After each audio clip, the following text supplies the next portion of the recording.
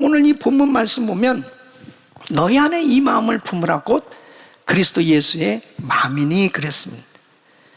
하나님의 나라를 사모하며 예수님의 마음을 품고 살면 신앙의 차원이 달라져요. 그래서 성경에 보면은 하늘을 품고 산 사람들 신앙의 차원이 완전히 다른 삶이 되었던 것을 볼 수 있습니다. 그 대표적인 예가 사도 바울입니다. 사도 바울은 주님을 만나고 놀라운 영적 세계를 경험합니다. 그는 고린도후서 5장 8절에 보면 이런 고백을 해요. 우리가 담대하여 원하는 바는 차라리 몸을 떠나 주와 함께 거하는 그것이라. 이 말씀은 나 정말 죽어서 천국 가고 싶어요. 그 천국에 대한 소망으로 그냥 가득 찬 그 모습이죠. 그는 고린도후서 12장 2절에 보면 삼층천을 경험했어요. 내가 그리스도 안에 있는 한 사람을 아노니 14년 전에 그가 셋째 하늘에 이끌려간 자라. 그가 몸 안에 있었는지 몸 밖에 있었는지 나는 모르거니와 하나님은 아시느니라.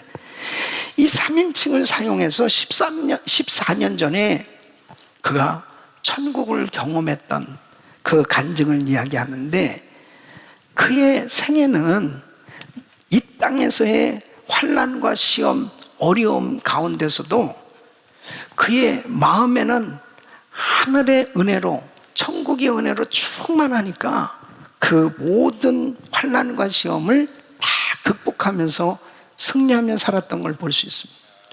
하늘을 품고 살아야 돼요. 하늘. 이 땅에서는 비록 우리에게 많은 절망적인 일들, 낙심될 만한 일들이 우리에게 닥쳐오죠. 그러나 나의 생각은 항상 천국에 있고 나의 생각은 항상 하나님 말씀 가운데 있으면 그 어려움을 극복하고 살 수 있는 거예요.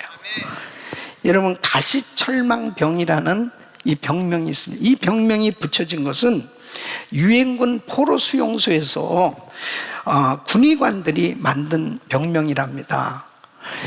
그 가시철망 속에 갇혀있는 포로들, 이 포로들은 늘 마음에 불안함이 있는 거예요. 언제 죽을지, 어떻게 될지, 앞날에 대한 불안함이 있으니까 결국은 이 극도의 우울증에 걸린답니다. 요즘 이 코로나 팬데믹으로 인해서 사람들이 어떤 면에서는 질병에 걸리지도 않았는데도 불구하고 이 코로나 팬데믹 때문에 불안해하니까, 그리고 계속 삶 가운데 낙심하고 절망하고 실망하고 이런 후유증으로 인해서 많은 사람들이 우울증에 걸리기 시작합니다. 이게 이제 장기화되니까요, 이런 일들이 생겨지는 거예요. 여러분, 이것은 이 신앙을 갖지 못하면, 믿음이 없으면, 하나를 품고 살지 못하면 결국 땅의 것에 집착하고 사는 사람의 모습은 결국은 절망이라니까요. 결국은 가시철망병에 걸린 사람들은 석방되기도 전에 그 우울증 때문에 다 죽는 거예요. 여러분, 코로나 팬데믹이 끝나고 나서 만일 내가 우울증에 걸리고 이 코로나 팬데믹 때문에 내가 좌절하고 실망한 상태에 있다면 그것은 결국 실패한 인생이 될 수밖에 없는 거예요. 아무리 우리의 삶 가운데 절망스럽고 낙심되고 좌절, 그런 환경이 엄습해 오더라도 하늘을 품고 사는 사람은 극복할 수 있는 거예요. 믿습니까? 우리 성도님들은 하늘을 품고 사시기를 예수 이름으로 축원합니다. 저는 우리 성도님들이 정말 이 코로나 팬데믹 가운데서도 하늘을 품고 산다면, 아무리 이 코로나 팬데믹으로 인해서 어려움을 겪는다 할지라도 우리 성도들의 삶을 불행하게 만들 수 없고 실패자로 만들 수 없고, 정말 어떤 환난과 시험이 엄습해 온다 하더라도 우리 성도들은, 하늘을 품고 사는 성도들은 반드시 승리하게 될 줄로 믿습니다. 이런 어려운 가운데서도 누리고 사셔야 돼요. 그래서 저는 오늘 이 말씀을 통해서 이 코로나 팬데믹은 이렇게 장기화되고 있는데 이런 상황 속에서 과연 나는 정말 행복할 수 있나? 나는 자유함을 누리며 정말 기쁨 가운데 보람된 그런 인생을 살 수 있는가? 하늘을 품고 살면 보람된 인생 될 수 있습니다. 자유함을 누리고 살 수 있습니다. 행복한 인생 될 수 있습니다. 우리 성도님들의 삶은 하늘을 품고 사는 삶이 되시기를 축원합니다. 자, 그러면 하늘을 품고 살려면 어떻게 하늘을 품고 살 수 있을까? 예수님의 마음을 품어야 됩니다. 바로 예수님의 마음을 깨닫고 예수님의 마음을 품고 살 때 우리는 정말 하늘을 품고 사는 그런 삶이 될 수 있습니다. 자, 하늘을 품고 살려면 첫째, 예수님의 마음은 자기를 비운 마음이다. 자기를 비운 마음. 자, 6절로 7절 보시면 그는 근본 하나님의 본체시나 하나님과 동등됨을 취할 것으로 여기지 아니하시고 오히려 자기를 비워 종의 형체를 가져 사람들과 같이 되었고 그랬습니다. 자, 우리 예수님은 하나님이세요. 그런데 자기를 비우셨어요. 비워서 사람들과 같이 되셨습니다. 그러니까 완전히 비워지신 상태예요. 자신을 완전히 비우신 것이 주님의 마음. 우리 주님이 자신을 비우셔서 인간으로 이 땅에 오신 그 예수님의 마음을 내가 품어야 돼요. 다시 말씀드리면 우리가 비우는 만큼 하늘의 것, 천국의 것으로 채워질 수 있습니다. 우리가 이 세상을 살면서 너무 자기로 꽉 차 있는 거예요. 세상의 것으로 너무 꽉 차 있어요. 이것이 비워지지 않으면은 하늘의 것으로 채워질 수 없습니다.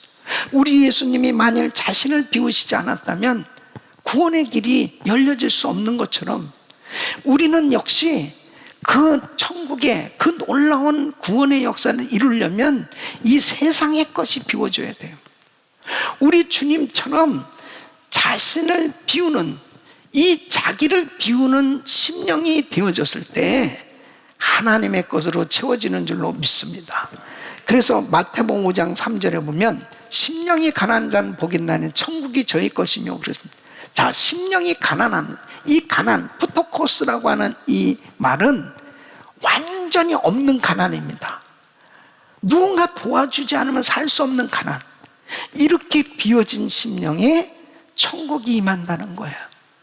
여러분, 우리가 정말 이 세상을 살아가면서 하늘을 품고 살려면 이 세상의 것이 비워지셔야 돼.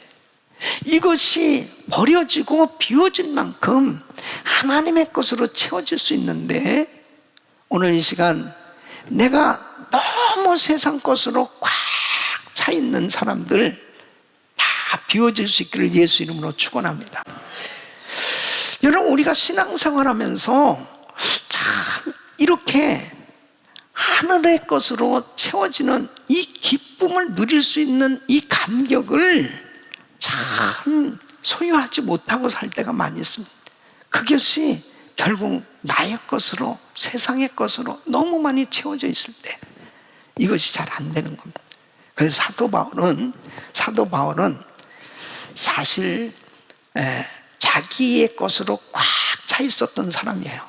그런데 바울이 완전히 깨집니다. 자기가 비워졌을 때 그런 정말 천국의 것으로 충만한 그런 삶이 되었던 걸 볼 수 있습니다. 빌립보서 3장 5절로 6절 보면 그가 얼마나 자기의 것으로 충만했던가 자기 간증을 하는 거죠. 내가 8일 만에 할례를 받고 이스라엘 족속이요 베냐민 지파요 히브리인 중에 히브리인이요 율법으로는 바리새인이요 열심으로는 교회를 핍박하고 율법의 의로는 흠이 없는 자로다 그랬습니다. 정말 대단하잖아요. 그런데 그가 7절에서 8절에 보면 완전히 자기를 비우는 그런 시간을 갖는 거예요. 무엇이든지 내게 유익하던 것을 내가 그리스도를 위하여 다 해로 여길 뿐더라. 또한 모든 것을 해로 여김은 내 주 그리스도 예수를 아는 지식이 가장 고상함을 인하며. 그러니까 그 예수님이 너무 귀한 거예요. 그 주님을 알게 되니까 내가 가장 귀하게 여기던 것을 하나둘씩 버리기 시작하는데, 내가 그를 위하여 모든 것을 잃어버리고 배설물로 여김은 그리스도를 얻고. 예수님이 가장 귀한 분이에요. 여러분 생각 속에, 여러분 삶 속에 가장 귀한 분은 예수. 예수보다 더 귀한 분은 없고, 예수가 가장 귀하다고 하는 것을 깨닫게 되어졌을 때 다른 것들이 하나 둘씩 놓을 수 있고 버릴 수 있게 되어지는 거예요. 그럴 때 비로소 천국으로 충만해진다는 거예요. 찰스 스터드라는 선교사님이 있습니다. 이분은 정말 세상적으로는 모든 걸 가진 사람이었습니다. 그가 케임브리지 대학, 영국의 명문대학 아니에요. 케임브리지 대학을 나왔죠. 그리고 케임브리지 대학에서도 이 크리켓 선수로 정말 명성을 떨쳤답니다. 그리고 굉장한 이 부잣집의 아들이에요. 그러니까 남들이 볼 때 모든 것을 갖춘 부러움의 대상이었죠. 근데 주님을 만난 거예요, 대학 때. 그리고 예수님에게 헌신하는 것이 가장 귀하다는 것을 깨닫습니다. 그래서 그때 당시에 이 케임브리지 학생들 가운데 7명이 선교사로 헌신했습니다. 이거 아주 유명한 이야기죠. 그래서 중국의 선교사 허드슨 텔러, 그분과 함께 중국 선교를 하게 되는데, 그때 이제 중국에서 결혼을 하거든요. 그때 또 만난 자매도 굉장히 헌신된 자매예요. 그래서 서로가 결혼을 위해서 사실은 이 찰스는 굉장히 많은 물질도 준비해 놨었는데, 자, 부자 청년에 대한 이야기를 하면서 우리도 다 주님 앞에 드리고 시작합시다. 오히려 자매가 그렇게 제안을 하는 거예요. 그래서 둘이서 그렇게 많던 재산들을 다 선교를 위해서 드리고 정말 빈손으로 주님 의지하고 선교를 시작합니다. 그러면서 사역을 하는 가운데 이제 질병으로 몸이 약해지게 됐어요. 그래서 본국으로 오게 됐는데, 어느 날 포스터에 이 선교 포스터를 봤는데 식인종도 선교사를 기다린다, 그런 글귀가 쓰여진 포스터입니다. 그러니까 아프리카에 선교사를 모집하는 거예요. 그 포스터를 보는데 막 가슴이 뛰는 겁니다. 그때 이분의 나이가 53세였습니다. 그때 부인과 함께 아프리카 콩고로 선교사로 갑니다. 그곳에서 사역을 하면서 세워진 선교단체가 WEC 웩이에요. Worldwide Evangelization for Christ. 그래서 이 웩 선교단체를 통해서 오늘날 80개국에 2200명의 선교사님들이 팀 사역으로 사역을 하는 정말 귀한 선교단체가 세워졌습니다. 이분이 아프리카에서 세상을 떠나게 됐는데, 그가 세상을 떠나면서 남긴 말은 정말 우리 가슴에 큰 감동을 주는 정말 귀한 그 은혜가 되는 것입니다. 예수 그리스도가 하나님이시며 나를 위해 죽으셨다면 그분을 위한 나의 어떤 희생도 결코 크다고 할 수 없다. 인생은 한 번뿐이고 그것도 곧 지나가고 말 것이나 그리스도를 위하여 한 일은 영원할 것이다. 여러분, 그렇잖아요. 정말 인생은 한 번뿐입니다. 내가 주님 앞에 뭔가 드린다라고 하는 거, 내가 큰 일을 한다라고 하는 거, 사실은 정말 그 그 하나님을 위해서 한 그 일은, 예? 이 땅에서의 어떤 가장 귀한 것을 가지고 하나님 앞에 드렸다 하더라도, 예?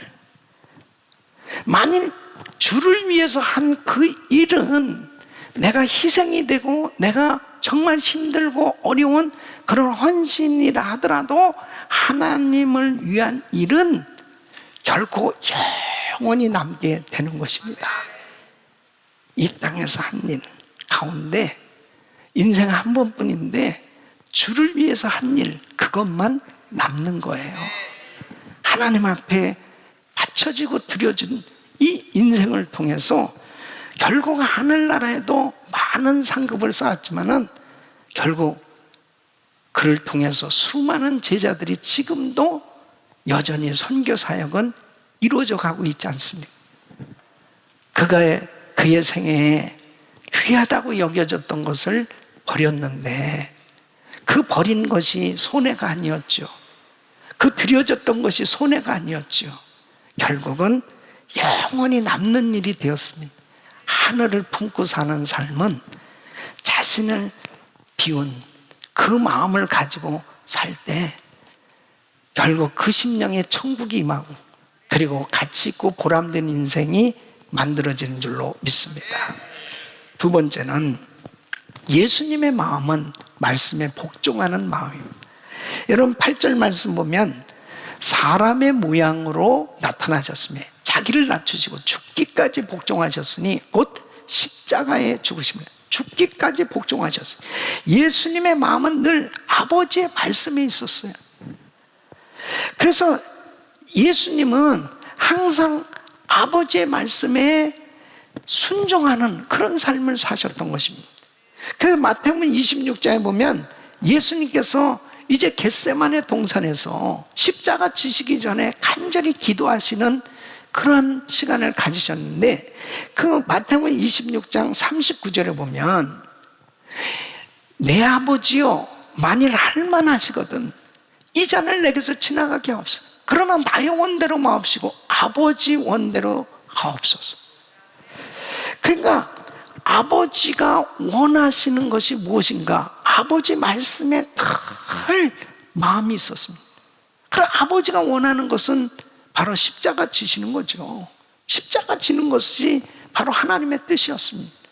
그러니까 계속 기도하는, 사실 육신적으로는 너무 힘들으니까 계속 기도하는 거죠. 42절에 보면 아버지의 원대로 되기를 원하나이다 하고 기도를 마치시는 거예요. 그러니까 말씀에 복종한다는 것은요 무조건 순종을 의미하는 겁니다. 아버지의 말씀에 내가 순종이 되어진, 하나님 아버지의 말씀에 순종이 되어진 때 바로 천국이 임하는 줄 믿습니다. 우리는요 이 코로나 팬데믹 가운데 정신이 하나도 없는, 정말 생애 이렇게 생각해보지 못한 이런 환난이 우리에게 닥쳐올 줄이야 누가 알았습니까? 이런 속에서 평안하고 모든 것이 다 좋았을 때는 말씀에 순종할 수도 있고 말씀을 실천할 수도 있는데 이런 상황이 됐을 때 사람들의 마음이 흔들릴 수가 있어요. 우리 성도님들은 이렇게 어려울수록 말씀에 집중할 수 있기를 바랍니다. 하나님 말씀이라면 내가 순종하자. 그때 천국이 임하는 거예요. 우리 교회에서 정말 늦게 예수 믿고 참 이렇게 병으로 투병하다가 세상 떠난 성도님이 계세요. 그분이 이제 자기가 살 날이 얼마 남지 않았을 때 이분이 많은 곳에 전화를 걸었답니다. 미안해요. 그간 정말 감사했어요. 죄송해요. 용서해 주세요. 사방팔방에 생각나는 사람들에게 다 전화를 해서 그 관계를 다 아름답게 만들고 천국에 가셨어요. 저는 그 말씀을 들으면서 이분이 정말 예수 믿고 은혜를 받고 짧은 삶을 사셨지만은 참 멋있게 세상을 떠났다. 하늘을 품고 사는 사람은요, 모든 것을 다 품을 수 있어요. 용서할 수 있어요. 하나님의 말씀에 순종이 되는 거예요. 우리 사랑하는 성도 여러분, 하나님 말씀에 순종할 수 있는 마음을 가질 수 있기를 바랍니다. 그때 바로 우리에게는 천국이 임하는 줄로 믿습니다. 세 번째는 예수님의 마음은 사람을 살리려는 마음이에요. 여러분 8절 말씀 보면 곧 십자가에 죽으심이라 그랬습니다. 우리 예수님이 왜 죽으셨어요? 살리려고, 인류를 살리려고. 그러니까 예수님의 삶은 항상 살리는 일로 일관하셨습니다. 예수님께서 나타나시면은 병자들 고치셨죠. 소외되고 상처받은 사람 다 위로해 주셨죠. 그리고 죽은 자 살리셨죠. 그러니까 우리 예수님은 그냥 만나는 사람들마다 육체와 심령을 다 살려주셨어요. 여러분 마태복음 20장 28절에 예수님이 이렇게 말씀하십니다. 인자가 온 것은 섬김을 받으려 함이 아니라 도리어 섬기려 하고 자기 목숨을 많은 사람의 대속물로 주려 함이니. 그러니까 우리 주님은 왜 이 땅에 오셨느냐? 죽으시기 위해서 오셨다는. 왜 죽으셨느냐? 살리려고 많은 사람들에게 구원의 길을 열어주시고 살리시기 위해서 이 땅에 오셨습니다. 사랑하는 성도 여러분, 이 세상은요 그냥 죽이려고 그래요. 어떻게든지 사람들 죽이려고 그렇게 혈안이 됐어요. 이게 사탄 원수마귀가 그냥 죽이려고 하는 거죠. 요한복음 8장 보세요. 가늠하다 현장에 잡힌 여자, 사람들이 돌을 들고 다 이 여자는 죽여야 된다는 거예요. 그게 세상 사람들의 모습입니다. 근데 요한복음 8장 11절 보면 우리 예수님이 이렇게 말씀하세요. 그 현장에서 가늠하다 잡힌 여자를 보면서 나도 너를 정죄하지 아니하노니 가서 다시는 죄를 범치 말라. 살려주잖아요. 예수님 만나야 삽니다. 이 세상엔 소망이 없어요. 이 세상 사람들은 절대로 나를 못 살려요. 그러나 예수님만은 나를 살릴 수 있습니다. 지금 코로나 팬데믹 가운데 수많은 사람들의 심령이 죽어가고 있어요. 육체적으로나 정신적으로나 환경적으로나 많은 사람들이 절망에 빠져 있어요. 예수님만이 그 절망에서 우리를 회복시켜 주실 수 있고 살려 주실 수 있습니다. 복음은 살리는 거예요. 존 헤론 선교사님이라는 분이 있습니다. 이분은요, 그의 모교가 테네시에 있는 의과대학인데 그곳에서 수석으로 졸업할 만큼 아주 수재입니다. 그래서 그 의과대학에서 이분을 교수로 내정을 했습니다. 근데 그때 조선 땅에 약이 없어서 많은 사람들이 죽어간다는 그런 정보를 받게 됐습니다. 그러면서 이 의료 선교사로 헌신하게 된 겁니다. 그가 이 조선 땅에 오게 된 게요, 어느 때냐면은 언더워드 아펜젤러 선교사님이 1885년에 도착했잖아요. 제물포항에. 그 도착하고 난 2달 후에요. 그러니까 그 시점에 이 존 헤론 선교사님도 이 조선 땅에 온 겁니다. 근데 그때 약혼자 같이 왔는데 이 해티킴슨이라고 병원장 딸입니다. 그러니까 사실 이 젊은 남녀는, 이 두 사람은 정말 미국에서 편안하게 잘 살 수 있는 그런 환경의 사람들이죠. 그런데 그 마음 가운데 조선에 가서 그 어려운 사람을 살려야 되겠다. 그래서 의료 선교사로 조선에 온 거예요. 그러니까 여러분, 그때 당시 우리나라는 정말 미전도 종족에 말할 수 없이 가난하고 정치적으로 불안하고 전염병이 창궐하던 그런 시기였습니다. 그래서 그때 당시 보면 이 알렌 선교사, 이 알렌은 광해원이라는 병원을 차려서 주로 왕조, 귀족들을 치료해 줬어요. 근데 이 존 헤론 선교사님은 재중원이라는 이 병원을 차려서 주로 천민, 아주 못 사는 계층의 사람들을 치료해주고 도와줬단 말이에요. 그 어느 날 여름이었습니다. 이제 선교사님들도 또 그 병원에서 일하는 사람들도 휴가들을 갔는데, 이 선교사님이 그 환자들은 항상 많잖아요. 그 환자들을 돌보다가 이분도 전염병에 걸려요. 또 이질에 걸려서 결국은 세상을 떠납니다. 이분이 조선 땅에 온 지 5년 만의 일이에요. 얼마나 아내가 아직도 젊고 두 딸은 정말 어린 아이들이죠. 아내와 두 딸을 남겨놓고 세상을 떠났습니다. 그의 묘비에는 이렇게 적혀 있습니다. 하나님의 아들이 나를 사랑하셨고 나를 위해 자신을 주셨다. 이분은 정말 미국보다도 우리 조선 땅, 한국을 더 사랑했고 자신의 가족보다도 더 그렇게 한국 사람들을 사랑하다가 정말 그 귀한 생명을 전해주는 그 선교사로 많은 영혼들 살리고 결국 자신은 젊은 나이에 세상을 떠났습니다. 와, 저는 이 선교사님, 이게 무명의 선교사님입니다. 이런 무명의 선교사님들이 너무 많아요. 예. 그러니까 왜 이런 삶을 살아야 되냐고요. 어떤 면에서 보면 아니 이렇게 정말 많이 배우고 모든 것을 다 갖추고 미국에서도 잘 살 수 있는 사람이 어떻게 이렇게 어려운 나라에 가서, 그것도 그냥 정말 오래 사역도 못하고 짧게 사역하고 전염병에 걸려서 세상 떠나고 어떻게 이렇게 사느냐고.